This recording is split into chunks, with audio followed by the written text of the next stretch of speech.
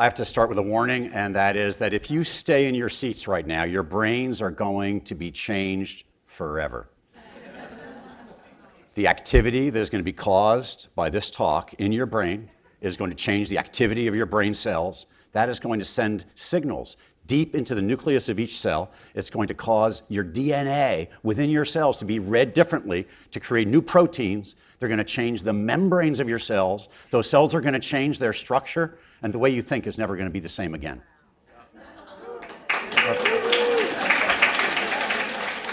You sound more excited than scared. Well, that's good, because this is exactly what's happening all the time. The only thing that's really changing now is that we're learning so much about how the brain works that we are gaining the capacity to change how our brains work by design. We are actually starting to know what we're doing. What this does is it creates a very strange loop. And that strange loop is that when we can think in ways that enable us to change our thinking, it means that we are going to be creating a future in which the way we think is unimaginable to us today. So I think that is bringing on to us the next stage of human evolution, where changing the way we're thinking is going to change the way we think forever after. What I'd like to talk to you about today is, well, what can you do if you're given the tools to be able to manage your own brain and create it in your own design? What are you going to do with it? And that's really the big question. This is a beautiful picture. I'm sure most people know this is the human hippocampus in cross-section. It's really spectacular, and one of the spectacular things we've learned over the last couple of decades is that we used to think that the total number of cells we had in our brains was fixed, pretty much at birth. If you lost them, if they died, tough luck, you're not going to get any more of them. But now we know, especially in certain regions of the brain, like the human hippocampus, long associated with learning and memory functions, that cells can actually grow. We can stimulate them to develop new cells. And even more incredible, you can see there are lots of nice little tendrils going up there. There are rich neural connections within the hippocampus and throughout the rest of the cortex. And what we've learned in the last 20 years is that the capacity for our brains to change the number of connections is even more dramatic. And it uses a process that's referred to as experience-dependent plasticity. A great neuroscientist named Donald Hebb once said, cells that fire together wire together. So if you exercise these brain cells, get them to fire together, you can actually create new neuronal pathways, you can form new synapses, and in fact this kind of exercise can actually beef up parts of your brains like the hippocampus. It's actually amazing how much we've learned about the brain, that we can create brain processes in the laboratory. I don't know how many people know exactly what this is. There's a great donut shop in Westwood. It's called Stan's Donuts. So the best guess I've heard so far is that this is one of the sprinkle donuts from Stan. Not true. That is memory in a dish. Memories created in a petri dish. Cells were put into the petri dish, provided with the right chemical medium, provided with the right electrical stimulation.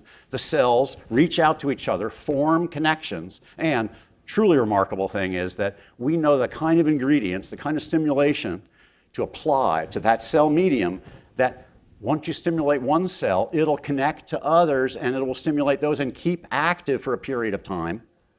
That is memory. So here we have memory in a dish.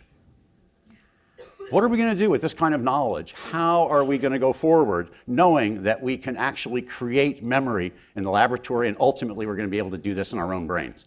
Well, what if I told you that driving a taxi was one of the most mentally stimulating forms of human activity? Yeah? That it could change your brain permanently and forever. This looks a little bit like another one of those brain images with all kinds of tangled neurons and synapses, but it's actually a map of the London city streets. Imagine that your job is to know that map well enough that you can figure out how to get from, say, Big Ben to the Isle of Dogs, even if there's traffic and Westminster Bridge is closed. How are you going to do that? It's a pretty awesome feat, being able to manage all of that map. And some colleagues, including Eleanor Maguire at University College London, thought, you know, these cabbies are mastering such a rich visuospatial map, it must be changing their brains. And she had the tools to do it. So she decided to get a bunch of cab drivers and throw them into the MRI scanner and see what happened to their brains. Sure enough, and again, I know all of you are familiar with the little red spot on that brain is the posterior segment of the human hippocampus, right? It was bigger in the taxi drivers than it was in a matched group of other healthy people. The structure of their brain was actually bigger in the region that is widely thought to subserve visuospatial memory processing. But this leaves us with a chicken-egg problem. Is it the case that people with big posterior hippocampi just are good at driving taxis, so they're naturally drawn to it? Say, oh, I have a big posterior hippocampus, I'm going to go into cab driving. That makes sense, right? But we can't rule out, given the data that she had from this one cross-sectional study, could it be that all the activity and exercise of learning those routes is actually what caused the hippocampus to get bigger? So, Catherine Woollett, colleague of Eleanor's, did another study where she longitudinally examined taxi drivers, got people before they enrolled in the 2-year course to learn the city streets, and then studied them again afterwards. And what she proved is that it's the work. It's the hard, effortful work of acquiring the knowledge of those London city streets that led these hippocampi to get puffed up, bigger, and moreover, the amount of growth in the hippocampus was correlated with how hard they worked, how many hours they'd spent doing the exams. That shows us that the old adage, no strain, no gain, is probably true when it comes to exercising your brain cells. You have to actually work them hard. You have to push yourself to a point of desirable difficulty. You don't want to work too hard so you quit, but you want to work as hard as you can comfortably. That's how to change your brain. But you would think, well, what could go wrong with that, right? Could there be any adverse effects? Well, what Catherine decided to study in this was whether or not learning the London city streets could generate other kinds of gains transferred to other cognitive skills. So she picked another kind of a visuospatial learning and memory task, the learning of a very complicated figure, and she had people do that pre and post. And she found that indeed the training impacted the ability to do this other task, and the impact was negative.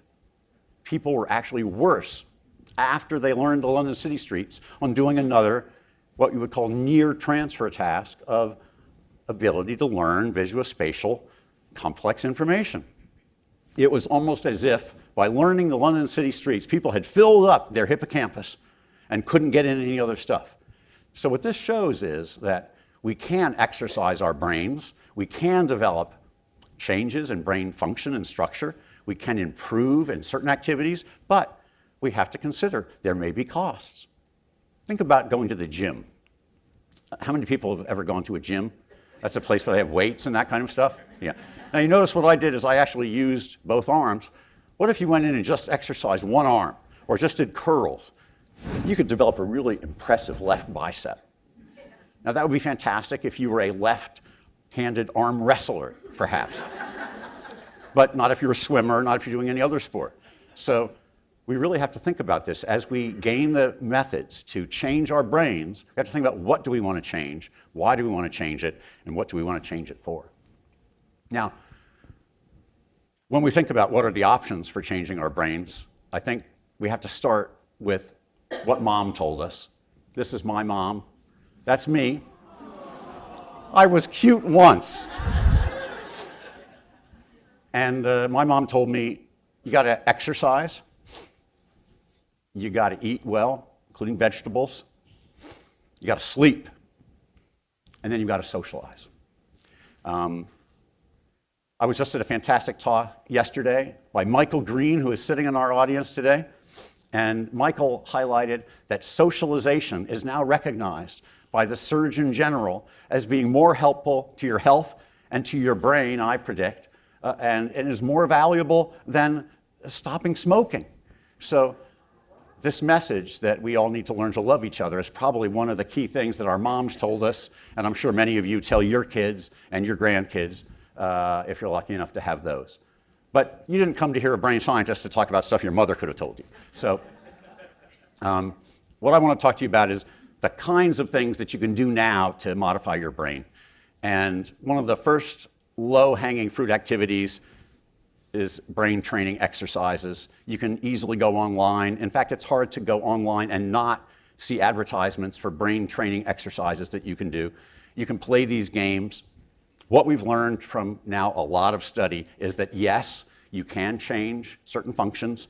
Working memory functions, that's the ability to keep things in mind long enough to use them, like remembering a telephone number long enough to dial it.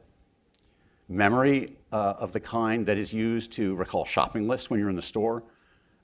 Processing speed, the ability to do certain kinds of tasks quickly. Also certain language and visuospatial functions. You can beef up those functions, and in almost every study that's been done, what we see is that the regions of the brain that are mediating and responsible for those activities actually get puffed up, and you can make them bigger. So that we know you can do. But what about other things? What about electricity?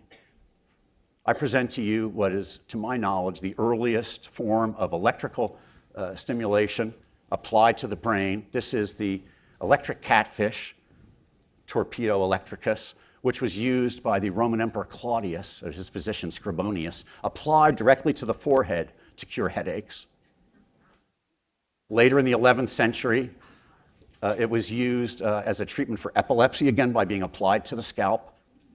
Very effective treatment modality. A little slimy. That was a problem. And now we have a lot more respect for fish rights. And so it's not recommended. But you can, if you want, go online and get the plans, go into your garage, and with common household supplies, make for yourself a transcranial direct current stimulator that will provide electricity directly to your brain. Now, I don't recommend that everyone rush off to do this. You have to be very careful. If you switch the poles of the battery so that you got plus and minus confused, it could have bad effects. If you apply it to the wrong spots in your brain, it could have bad effects. But done properly, and now in the research laboratories around the world, we're getting more and more evidence that there are ways that this technique can lead to improved cognitive ability. And most remarkably, in this experiment done by a colleague, Adam Green, he stimulated people to have increased creativity. Following stimulation to this region of the brain, which you all recognize as the frontal pole region, creativity in the solution of novel anagram problems was enhanced, and people were able to identify new analogies in a way that they were not able to before. They were able to increase the search space of possible solutions in a way that's been linked to higher levels of creativity. Amazing, huh? But that's the kind of stuff that's in the research labs today. Where is it going in the future? Nanobots. Nanobots just refers to really, really small robots, things that are so small that now there are robots that can take atoms and make molecules out of those. What that means is it's easy to create these kinds of robots that we could inject into our bloodstream and that can then go to target organs and do a whole range of things that are probably useful and really cool, like cleaning out your coronary arteries, going into your brain capillaries and getting rid of stuff there, going into your brain cells and getting rid of the plaques and tangles that are associated with Alzheimer's disease. Those would all be good things, right? I've also always wanted to learn French. I've never been able to master it. What if I could inject nanobots and they could go and remodel the neural connections in my temporal lobe and enable me to have a command of French? Would that be cool? Is it creepy? Yeah. For every one of these amazing utopian fantasies, there's an equal and opposite dystopian future. So I just want everybody to think about that. Before you inject the nanobots, read up on gray goo covering the Earth. I'm not going to say any more about it, but self-replicating nanobots can lead to a lot of gray goo very fast. So please be careful with nanobots. Don't rush out to inject them. If we can do all these amazing things with our brains, it brings back the question, why? Why do we want to change our brains, and for what end? And what I'd like to describe briefly is this distinction as we pursue happiness between hedonia, brief and fleeting happiness that comes from gratifying our immediate needs, and eudaimonia, a term most people are probably not familiar with, but which refers to the sustained happiness that comes to living a life with purpose and meaning. And I think as we decide how we want to manage our own brains, we want to determine what is the purpose? What are the values that we really want to exemplify? If we align our actions with the values that we treasure, then that will make a huge difference for our future. So I I'd like to leave you with three words that I think exemplify what are components of the path to how to manage your brain with some guidance. And that is, think of the balance of your training activity. Don't end up with a left bicep that's overinflated or a left hippocampus that's overinflated. Think about all of the spectrum of engagements: social, interpersonal, exercise, diet, memory, working memory, attention, having fun. These things need to be balanced and used in equal components in line with your goals. Effort must be exerted if you want to change your brain. Keeping on top of your effortful performance and pushing yourself as far as you can go is clearly associated with higher levels of satisfaction and happiness, and also is going to remodel your brain most effectively. And finally, always asking yourself the why. Why am I doing this? What is the purpose? Where am I going? And why do I want to be there? With these ingredients, I think you all can manage your brains optimally for empowered aging. So with that, I'll thank you very much for listening.